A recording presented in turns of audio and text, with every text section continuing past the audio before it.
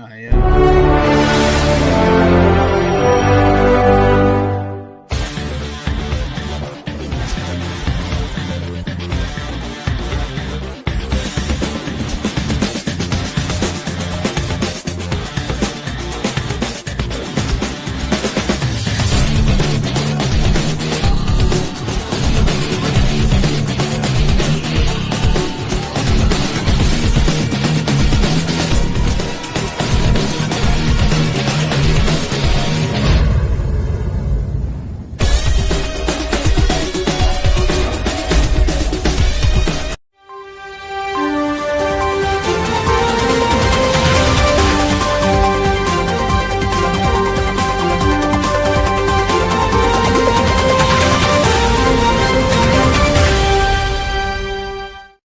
Welcome, ladies and gentlemen, to another exciting installment of the Roundtable Network News, episode number 43. I'm your boy, the franchise player, Double B, joined by the man himself, Double J, Josh James, and our Cub reporter, the man, the mixologist himself, Mr. Chemical Julian. Boys, what is up? Doing good. Can't complain one bit.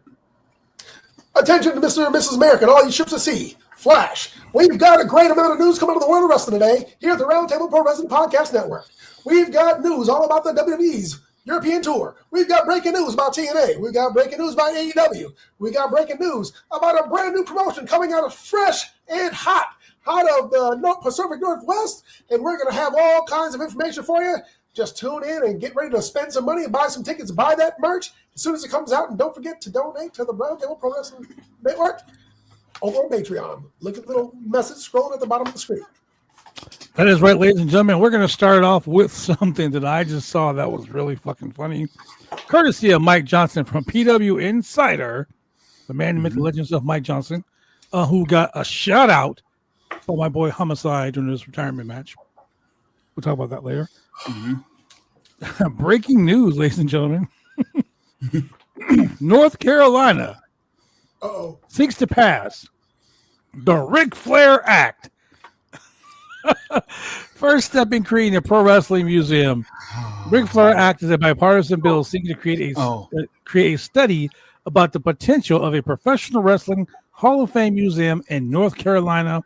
It was introduced today by the North Carolina Senate. It's called the Ric Flair Bill. According to the report, Senate Bill number 404, the Ric Flair Act, is titled An Act to Remember Iconic Combatants Through Fostering Learning Awareness and Interest in, not wrestling, wrestling. RASSLING, wrestling.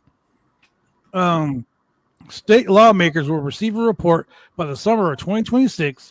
North Carolina was synonymous with professional wrestling via the Jim Crockett promotion that ran the Mid-Atlantic region for generations. The Museum of the New South in Charlotte has regularly featured artifacts from the promotion itself. There are professional wrestling Hall of Fames housed in both Albany, New York, and Waterloo, Iowa. Currently, the complete bill reads as follows: a Ric Flair bill, sponsored by Senators Britt and House, who are primary sponsors, and I can't pronounce the other guy's name, Crowder or whatever. It's referred to as DRS 45215-L-GA-20A-1. The bill is entitled to enact and remember iconic combatants through fostering learning awareness and interest in RASSLING wrestling. It is the General Assembly of North Carolina who enacted this. Okay, first off, wrestling.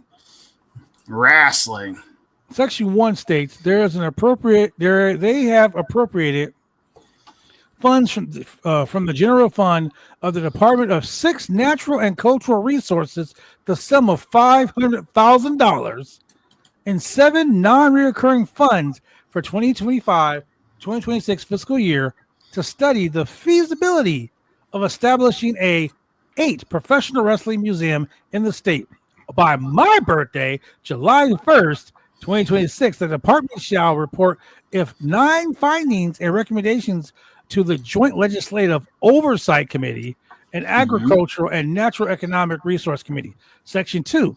This act becomes effective July 1st, 2025, this year on my birthday. Can you believe that? The Ric Flair bill. So, with the dismantling of the Department of Education, how the freak this flies is beyond me. Oh my God! Good question, to be honest. Okay, ladies and gentlemen, are they going to include the history of African Americans in professional wrestling, or will that be considered DEI? And will they consider Tatanka to be Native American, just like Jay Strongbow? What are you talking about? Chief Jay Strongbow is a real Native American. What are you talking about? Oh my God! That's my uncle. Yeah, okay, buddy. That's my uncle. Well, from the ridiculous to some sad news. Oh. Okay, so we're gonna get this out of the way right now because I don't want to end the show sad. TNA Wrestling pays tribute to one Janice Carter. We are deeply saddened to learn the passing of Janice Carter. We are grateful for everything that the Carter family has done for TNA Wrestling through its history and offer our sincere condolences to the family and friends of Janice. That was issued from TNA, from the TNA website, courtesy of Mike Johnson from PW Insider.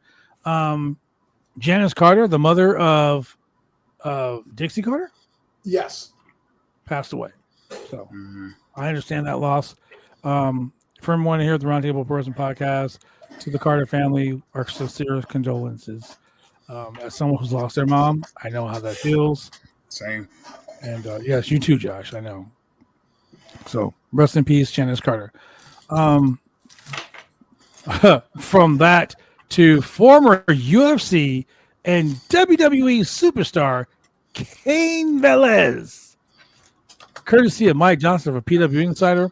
Former UFC champion and WWE performer Cain Velez was sentenced today to 5 years in prison on charges of first-degree attempted murder, multiple counts of assault with a deadly weapon, and shooting an occupant in a motorized vehicle, among other charges. He is expected to receive credit for time served, which will greatly reduce his time in incarceration. He was arrested February 2022 after he opened fire on a car carrying a 43-year-old Harry Eugene Gourlart, was driven by his stepfather, Paul Bender. While Bender was struck with the bullet and hospitalized with non-life-threatening injuries, Gourlart had been charged with molesting an underage relative of Velasquez at a home daycare center ran by his mother in San Martin, California. Now, I remember hearing about this years ago, 3 years ago, actually. Yeah, so, I mean, San Jose authorities stated at the time Velez followed Goulart in his own Ford F-250, allegedly began shooting at the Chevy Silverado driven by Bender, who was shot. Cain also allegedly rammed his car into the other truck and then continued firing. Velez left the scene of the crime, was taken into custody with no further incidents. The police found a 40 caliber semi-automatic handgun in Cain's truck, which was a 9mm. They also know that they found two 10-round magazines in the car, noting that 8 bullets were missing from the magazine. So in California, those bullets is considered an attempted murder charge. So in California, it's like 10 years for the gun and like 1 year for each bullet in the clip. Yep. So wow, he's lucky he only got 5 years. Correct. Yeah, he pled no contest, and he previously played no contest as part of a plea deal. Velasquez is a former UFC heavyweight champion, retired from mixed martial arts in 2019, transitioned to professional wrestling while working a few Lucha Libre AAA shows. He signed with the WWE in 2019, worked one match against Brock Lesnar at Crown Jewel, where he lost. Oh, yeah. Yeah, he did that Crown Jewel 2019. After being released from the WWE in 2020, he returned to pro wrestling in 2021, working a match for Lucha Libre's AAA at Triple Mania, December 2020. Yep, remember that. Yep, 2021. So damn. Cain Velasquez going to the big house for dumping on a person. I can't. Oh, those are good. I can't really say what type of person because I don't want to be that guy. So we also have Stephanie DeLander releasing love letters to professional wrestling via her memoirs. This is courtesy of Mike Johnson for PW Insider. Steph DeLander, seen in NXT, TNA, and GCW, among other promotions, will be releasing her memoirs next month titled, What's the Best That Could Happen? My Love Letter to Pro Wrestling. Promotional material for the book, which was released on hardcover and Kindle Notes, from the sandy shores of a small beach in Australia to the bright lights of a WWE ring, Steph DeLander's career has been anything but ordinary. More than anything, this is a story of a girl who had no choice but to learn how to fight in her back wall. In these heartbreak, soul-crushing setbacks, Steph's journey has never been easy, but what makes it even more special was the wins that she gained along the way. This story follows her deep dive into the heart and soul of her chaotic professional wrestling 20-something, a chaotic, passionate 20-something who refused to take no for an answer. This is a unique real-time look into what it takes to reach the highest level of the world of professional wrestling. What do you think about that? That was a whole lot. Yeah, but that's pretty cool. That was a mouthful. Mm-hmm. What do you got? What stories do you have on deck for yourself, Josh? Stories for me? Yeah. Let me see. What do I got? Well, Raw was really, really good. I'm not gonna lie. Raw was really good last night. But stories, let's see. Well, pretty much you are pretty much talking about some of the ones that was going on. Trying to find one, but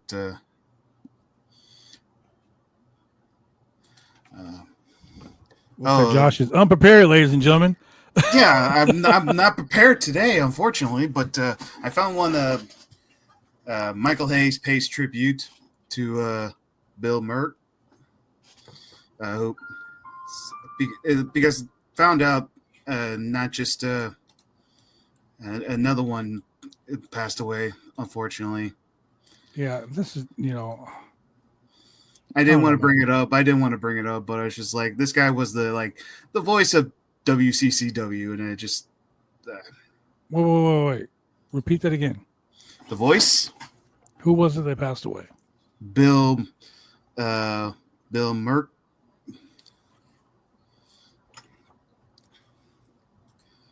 He was the booker and the ring announcer. Oh, you're talking about for World Class Championship Wrestling. Yes.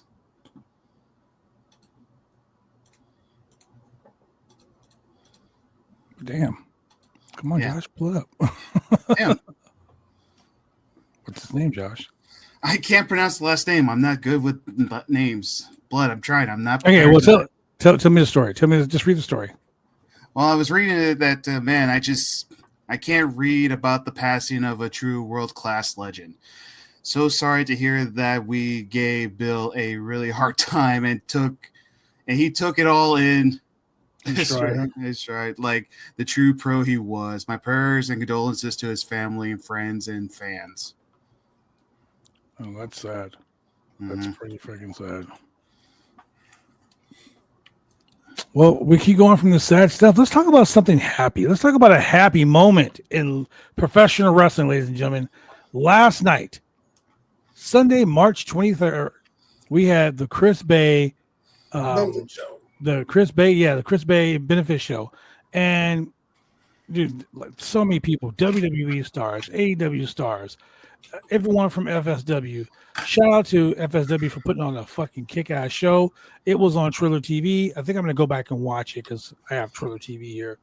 I saw the video that they posted about Chris Bay. And it was the best part about it was he got up and walked to the ring. Yeah, that was the best part. Is that I'm going to share that video right now, and I'm going to share.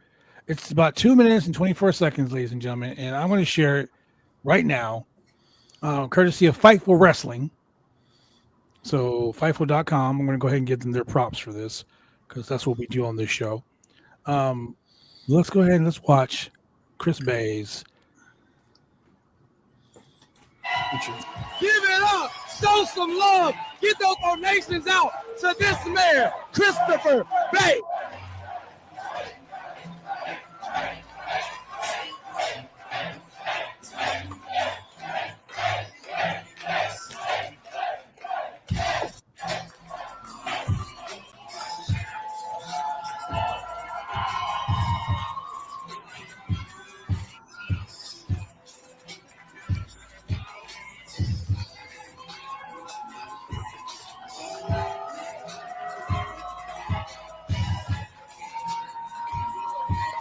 Tonight we are a part of the first chapter in the greatest story ever told.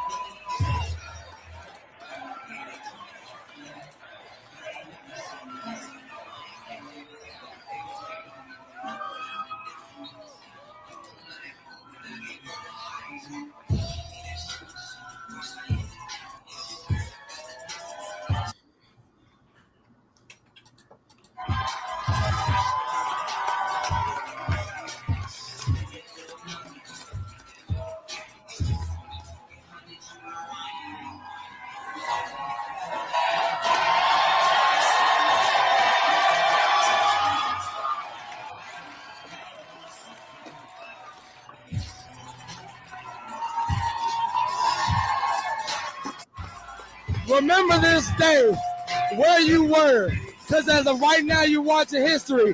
This is when Chris Bay finally returned and took his first steps back into a professional wrestling ring.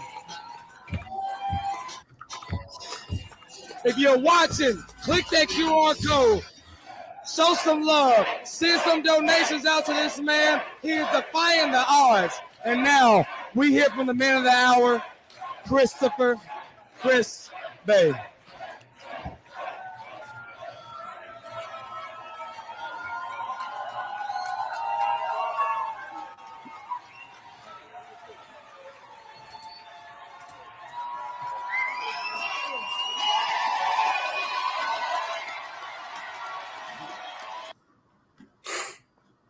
I had to turn my camera off, man. As a professional wrestler, that right there, that's fucking love, man. Mm-hmm. The guy broke his neck. Yeah. Was paralyzed for months. Never thought he would be able to walk again. Stepping back into the ring. So many people, WWE guys. Hey, shout out to Joe DeFalco, man. Mm-hmm. Shout out to Karrion Kross. Every Frankie Kazarian, TJ Perkins, everyone that was involved in that show, man. That's love, man. That's love. People, I'm not crying, you're crying. Okay, I'm not crying, you're crying. That's how I feel. It's okay to cry, bro. That was, dude. That's all I can say. Like, you know what, ladies and gentlemen? This is the shortest Roundtable Network news in the history of the network news, but we're going to go ahead and end with that. Ladies and gentlemen, thank you for joining us here on the network news. We'll see you guys sometime during the week. Have a good day.